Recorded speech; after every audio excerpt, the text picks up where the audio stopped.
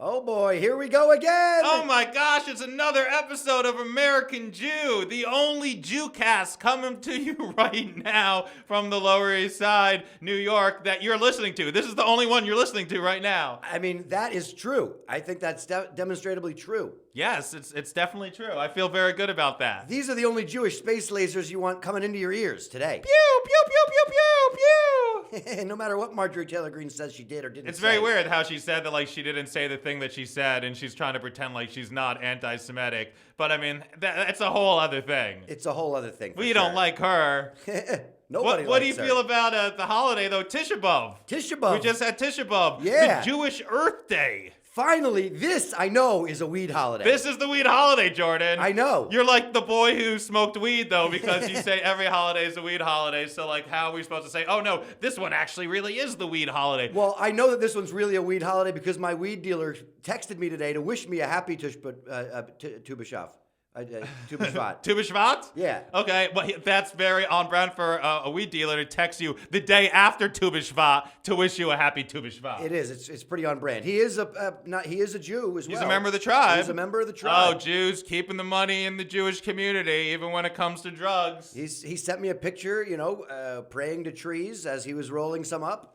Hey, okay, because that's the Tisha B'Av is about, like, trees. It's about fruit, really, I guess. It's like the new year of the tree. It's like giving God thanks that we have this amazing fruit that helps sustain life. And then there's like some Kabbalah aspects to it where like inside the fruit is the seed, which is like the spark of life. And in every human, there's a spark of life too. I know it's a nice holiday. I feel like it's one of those ones I didn't really grow up with a knowledge of. I don't think it was something that I celebrated. Even after I started smoking weed, I wasn't really aware of it. Well, it's not. I love it how you're like, I know, it's a weed holiday No, now. I'm just- Like people are gonna watch this and be like, I didn't know the Jews love weed that much. Jordan loves weed, okay? And he was celebrating Tu B'Shvat smoking weed even today, even though it's not Tu B'Shvat. But it's weird because I was reading a little bit about Tu B'Shvat, and I guess apparently it started because like God was like that the first like 3 years of the fruit in Israel, like, had to, like, not be used. You couldn't use the fruit for the first 3 years. And then the 4th year, you had to give the fruit to, like, the high priests. Okay. And then only after the 5th year, you could start using the fruit. And they weren't sure, like, when to start the year. So they have it been on Tisha B'Av, which I guess is, like, the 15th of the month. Okay. Which is kind of weird. But, this is one thing that I thought was weird about Tisha B'Av. I was reading this quote, I guess, from the Bible that I wanted to share, which says, when in your war against a city, you have to besiege it a long time in order to capture it, you must not destroy its trees. Are trees of the field human to withdraw before you into the besieged city? Only trees that do not yield food may be destroyed.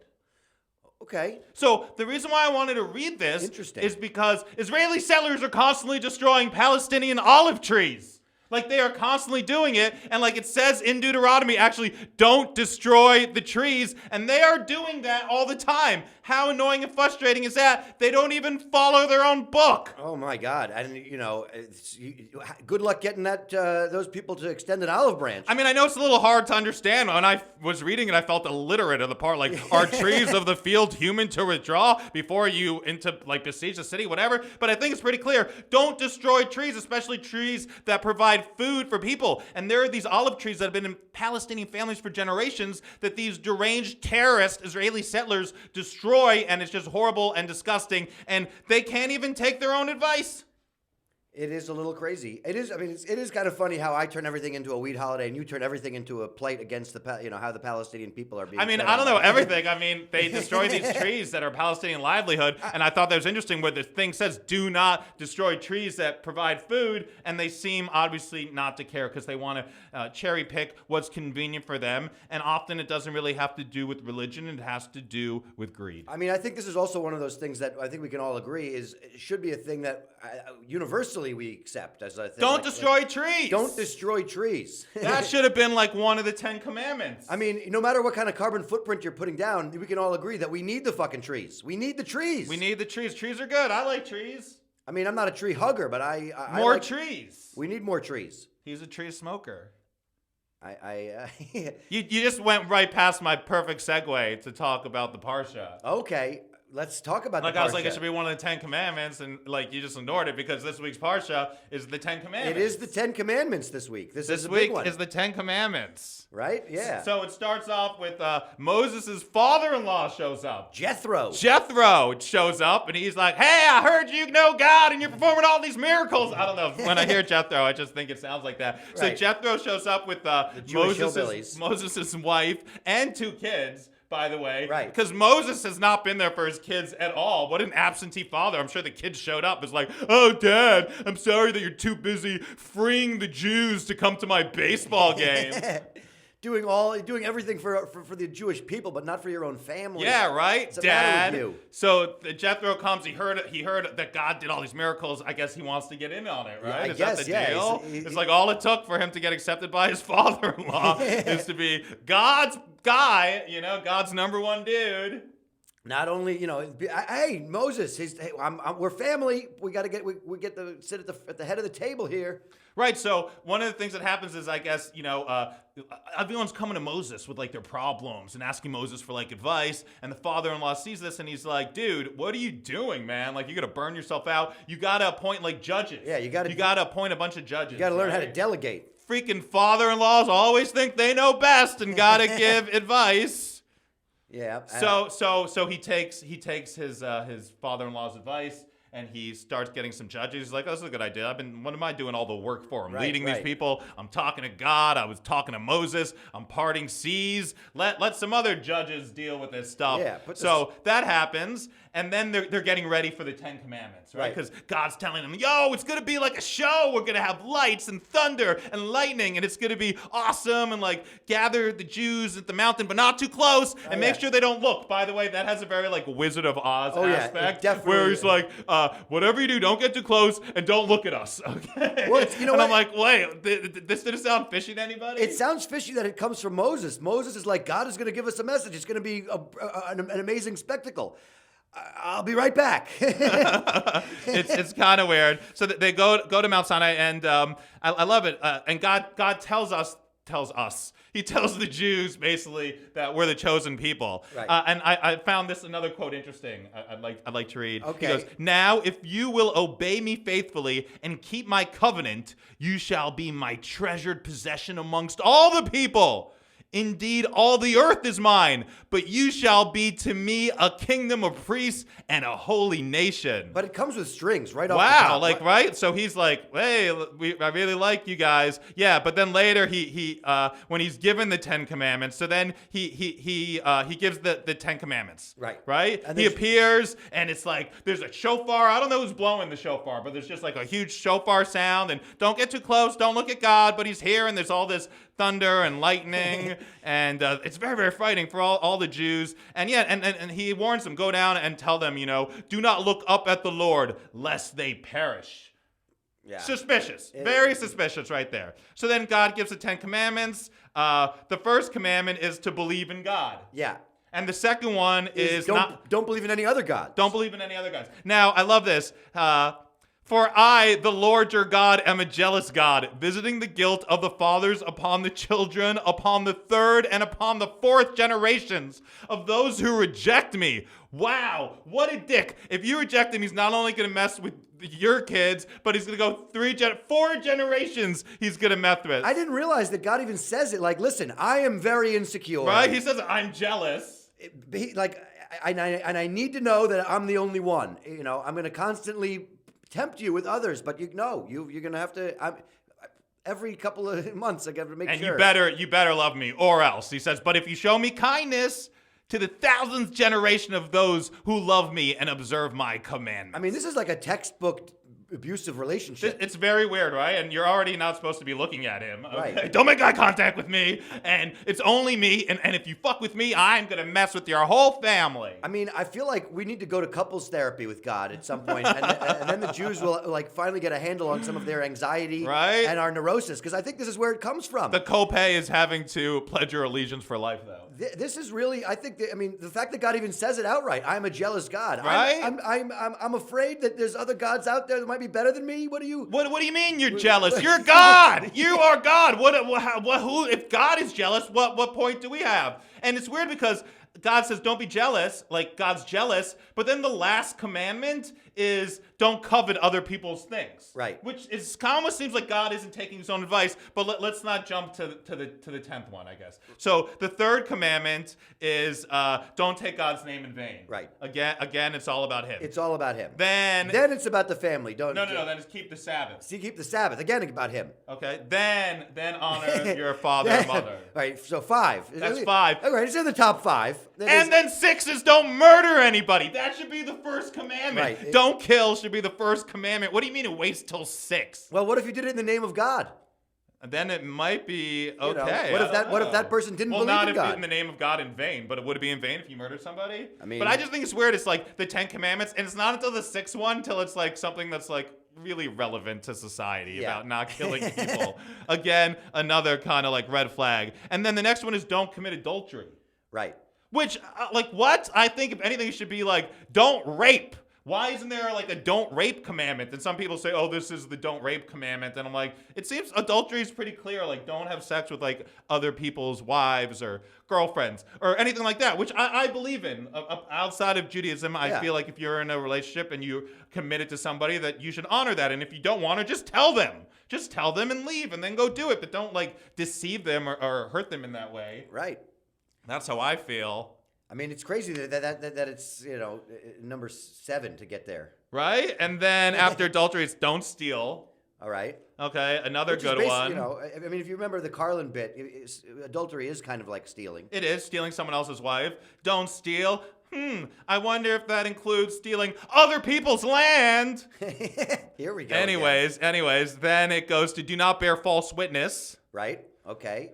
Which is a good one too. Don't like lie about someone that's gonna get someone in trouble. I feel like that's happened to me a couple times. And by the way, it is the worst when someone like blames you for something you didn't do or accuses you of something you didn't do. Like that's horrible. Or like spreads malicious rumors about things you didn't do. It's not cool. All right, Cindy. Wow. Okay. Very specific. Oddly specific, Jonathan. It was just a joke. Sorry, Cindy. Yeah, Cindy's my go-to joke girlfriend. Well, I don't know. It is, you shouldn't lie to get other people in trouble, just to get yourself off the hook. That's really weird. And then it goes to don't covet, don't be jealous of other people's things, which is a great lesson in life, I think, for everything. It's a little weird that God gets jealous. Like if we are worshiping other people, it seems like he covets our worship of other people, not taking your own advice. But there's like so many red flags in this fucking Bible. Who even knows where to start? But I think that is a good way to live. What do they say? Comparison is like the thief of joy is a quote. Oh, is that right? Well, I don't know. This is a good place to start where I like literally where God says that he's jealous. I think that's there's a whole ball of wax you can unravel there. Absolutely. But so hey, big Torah this week, and then I think like the Jews are like, oh, God was too crazy. Like Moses, you just tell us from that. You just talk to us. You be the go-between. Well, the Jews are like, we want more. Give us more. Isn't there? There's supposed to be a Torah coming. He said he's sending a whole book, right? That's the Jews want the Torah. No, I don't think so. No, I don't know about that. I don't know which Bible summary you read. But no, I believe the people cry out to Moses that the revelation is too intense, begging him to receive the Torah from God and to convey it to them. Okay, so he wants... They don't want to deal with God because like, it's too much, the shofar's hurting my ears. Fucking Jews love to complain. So they're like, Moses, you just deal with God. We don't want to deal with him. We don't want to hear about his jealousy and his hypocrisy. Basically, the Jews are like, what is that, a Torah? TLDR. Come on, Moses, just give us this, the Cliff's Notes version of it. We don't need the whole thing. Definitely. It's too much. TLDR. So, hey, big one. This is the 10 Commandments. I mean, I think like a couple of them are like relevant in the world and that everyone should like live by. Of course, why isn't there a tree one? There should be one more about like caring about the earth that God created, but there isn't. But whatever. There should be. There should be. Especially it would match up so well with Tisha B'Av. Yeah. It's crazy that there are some of these lessons that are not being, people are breaking these laws left and right, these commandments. Okay. I feel like you have something that is going to say how they're breaking it right now. I know it's like the most awkward segue ever. I know. What is the segue? Are you watching what I'm doing? Well, did you hear about this thing that happened in Atlanta? No, what happened? Apparently, some anti-Semites in Atlanta were throwing pamphlets onto Jewish people's driveways, saying things like, every single aspect of the Jewish Talmud is satanic. Oh, wow. Classic anti-Semitism. And it said something to the effect that if you don't think we should be able to spread this information, then you don't support free speech and you are not an American. Ooh, wow. That makes no sense whatsoever. I'm looking at a picture now. I like it how they put them in sandwich baggies. They put them We want to make sure they don't get wet on the lawn, everybody. We don't want our anti-Semitism to get ruined. Yeah, and they weighted it down with corn kernels so that it wouldn't blow away in the wind. Oh, and so, you can make some popcorn when you're reading about anti-Semitic bullshit. I mean, like, these are some real MacGyver-ish anti-Semites I never out there. thought of weighing something down with popcorn kernels, by the way. I mean, As long as they don't pop, they'll be heavy. But once they pop, they're light and fluffy.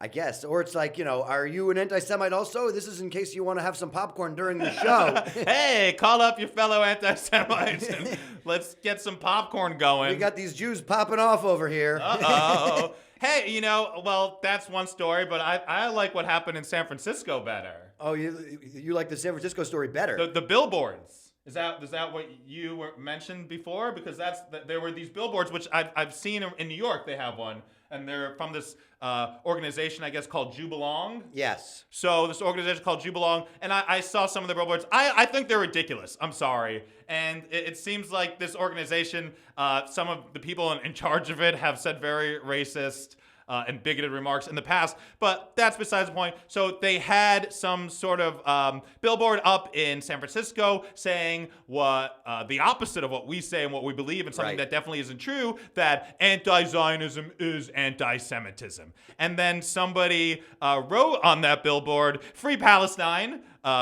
Great move, love it. And then I guess they fixed the billboard. And then other people came, Jews came, who are self-proclaimed anti-Zionist, part of the group Jews for Free Palestine, and they changed the word anti-Semitism to anti-racism. And then they said Jews for Free Palestine and end Israeli apartheid. Go, you guys! That is awesome. I think that's so great. I think it's like we got to stop this comparison that anti-Zionism is anti-Semitism, because it's totally not. And I mean, it's like that's like it's an evil thing that I feel like people do to like conflate the two things. Yeah, well, it definitely is one of those things that we talk about on here all the time, and that it seems to be one of the talking points that people who are really pro-Israel, that's like the thing they cling to. Oh, so hard. Like, that's one of the only things they got. And it's just like, it's an excuse to shut people up. Any criticism of Israel is just like, oh, you're anti-Semitic right away. And it's like, stop hiding behind anti-Semitism. Stop hiding behind Jewish to get the world to be complicit to your flagrant human rights violations. I mean, it's almost ironic that they have to be fighting this on billboards. Like, this is not, could people that are like not part of that discussion, that are people not part of that argument, like to drive by that billboard every day, and every day it's like, 3 different billboards they did. Right, did but that, I'm just it's like when you're driving down the thing and you have like the billboards that for Chick-fil-A that say like eat more the cows saying eat more chicken. Okay. It's like yes, I've seen that one. Right, but it's basically that for. I don't know about that. I think it's great. I think that anti-Zionism is a kind of anti-racism because of things that happen. And like, I'm not the only person that thinks that. Hell, for the 5th week in a row, thousands of Israelis took to the street all over Israel to protest the new government and a lot of the actions that they want to do. I mean, they are Israelis. Are they being anti-Semitic? I don't think so. Yeah, I mean, yeah. I mean, that literally, this is the thing that we bang our head against the wall every week to talk about how people really confuse that issue. And I think that there are a lot of people that go out of their way to make that issue more confusing, or to hammer home their talking points, and it's not healthy to just stick to those talking points and not have an actual discussion where you get people to explain themselves. Absolutely, and it's total bullshit. Yeah. And I'm glad to see that thousands of people are protesting and that they think the new government is a threat to world peace, because it is. I mean, between Netanyahu's judicial reforms and he wants to let, the Knesset overpower the Supreme Court decisions, He also wants to, make changes about who appoints judges and giving politicians more control, which is not a good thing, especially with idiot politicians like Itmar Ben-Gvir. And they also have intentions, about expanding illegal settlements in occupied West Bank, which we definitely do not want that. And there's also different worries about, reforms that apply to the LGBT community that people are concerned about. But it's like, good, take to the streets, protest. Again, being against the Israeli government, being against even Israel is not anti-Semitic. And if someone tells you that, it's just because they're using that basically to shut you up, because they can't have a mature conversation with you, and they are just looking for these things to use as weapons. They're using anti-Semitism or claiming things are anti-Semitism, bullshit calls, as a weapon. It's kind of, it is kind of, looking back at this week's Parsha, like the fact that God is saying that, he's jealous and this is the only thing that he wants you to do. It's kind of the same thing. Like you have all these Zionists that make it an all or nothing conversation. I've talked about this before. I feel that Zionists are like, something that we'll talk about in next week's Parsha, I believe, or, I don't know if it's next week or the week after, the golden calf. Yeah. And that's what Israel is. Israel has become a golden calf. And I mean, we've talked about this a little bit last week about, according to the Jewish religion, that God needs to deliver us to Israel, and that by us going there on our own and taking it by force, not only did we go against the three oaths, but against his will. That's why there are like Orthodox Jews that we mentioned last week that are very pro-Palestine. But this is crazy. It's all tied up in American Jewish lobbyists who want Israel. A lot of it has to do with that, unfortunately. And it's just people being brought up and just being brainwashed. And there are people that are suffering every day because of this, and those are the Palestinian people. It's sad. It's hard to figure out how we can move forward with people having open minds and open discussions about this stuff. Especially with this new government. I mean, it's horrible. So, by the way, that wasn't the only San Francisco story. There's another. That wasn't the San Francisco story you were talking about. It was one of them, but I was... okay, because I like the one that's more like on my agenda, I guess, that's like doing what I think is right. And that's the one that they did, where they changed Yes. Yeah. Those guys. What are they called? Jews for Free Palestine? This other one is like, I'm not even sure what to file this under, but it's apparently a guy entered a Jewish community center with a gun. Okay, I heard this, but they were blanks. They were blanks. Yeah. They were blanks. So he went in there with the blanks and he like pretended to shoot people. I mean, talk about an anti-Semite with an empty message. Hey, shooting blanks. Yeah, there's not a whole lot of information. I mean, it's just scary that these things happen. That people can come in, regardless of whether or not they were blanks. This is scary that someone can come into a synagogue and shoot people. Yes, it's very unfortunate, and don't want that to happen. Don't do that. But again, I feel like a lot of this kind of violence is a result of Israel's occupation, and that doesn't make it right. And I don't think it's okay. But we got to ask ourselves, what are we doing to in this situation that is like causing more anti-Semitism to happen? And people say, oh, don't blame the victims. You can't blame the victims. It's like, we're not such victims, okay? I don't necessarily think it's all the Israel stuff. I think the majority of American anti-Semites are not even... Are ignorant, I don't think they know enough about Israeli But this guy politics. was like a Russian guy, right? This guy, there was more to this. He was, yes. It was a Russian speaking Jewish community center. Okay, and the guy who went in there with the blank guns, was he Russian too? I believe so. Okay.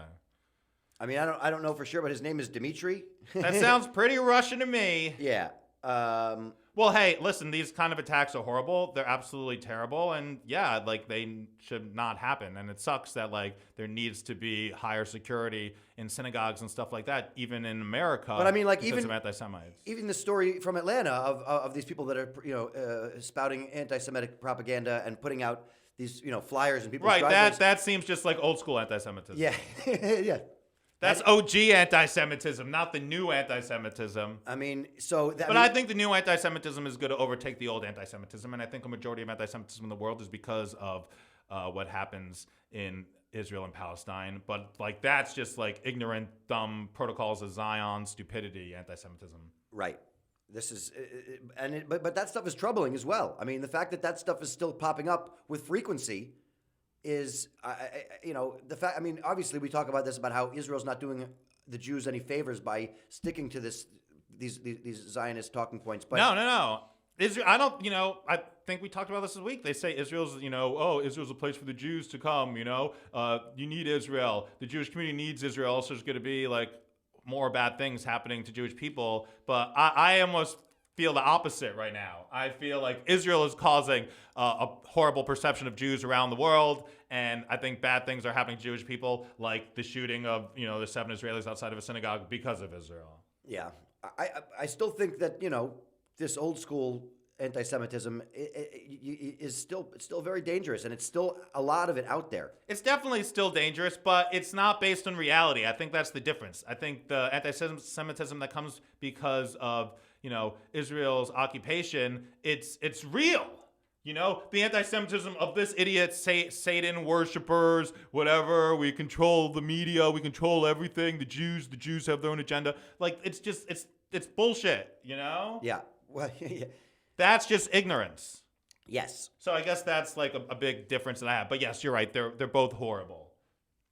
I can see what you're We're saying, though. We're against anti-Semitism. I was like, we're down with anti-Semitism? Like, down with anti-Semitism is what I meant. Yeah, down with anti-Semitism. Down with it. Bring it down. Bring it down a notch. Take it down. 2 notches. We're against anti-Semitism, and we're against racism and bigotry, and the occupation. We're here for all the love and all the trees and all the people that listen to our podcast. Thanks for listening. If you aren't already, please subscribe to our YouTube channel. Check us out across social media, American Jew Pod. You can follow me on Instagram at BeatnikNudnik, and you can follow my other podcast, Where's the Grief? And I'm at Jonathan Randall across social media. My other podcast, How You Like Me Now. Thanks for tuning in. We'll see you later. Yeah, get some popcorn for the next one. All right.